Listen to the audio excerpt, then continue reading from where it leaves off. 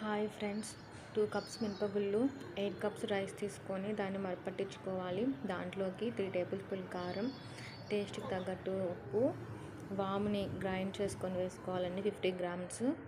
వాటిని పిండిలో బాగా కలిసేంత వరకు కలుపుకోవాలి. కాగబెట్టిన వేడి నూనెని 2 గంటలు తీసుకున్నాం మేము. తర్వాత వేడి నీళ్ళు పోసుకొని పిండి అంతా కలిసేలాగా కలుపుకోవాలి. స్టవ్ వెలిగించి పొయ్యి మీద బాండి పెట్టి నూనె వేడయ్యాక ముందుగా కలిపి పెట్టుకున్న పిండిని మురుగులో పెట్టుకొని వత్తుకోవాలి. చక్రం వేసుకున్న తర్వాత ఒక పక్క వేగిన తర్వాత మరొక పక్క వేగనివ్వాలి. అంతేనండి, సింపుల్. అలా కాగిన చక్రాన్ని తీసి ప్లేట్లో వేసుకోవటమే. ఎంతో గుల్లగా, క్రిస్పీగా, ఎంతో టేస్టీగా మురుగులు అనేది మనకి వచ్చేసాయి.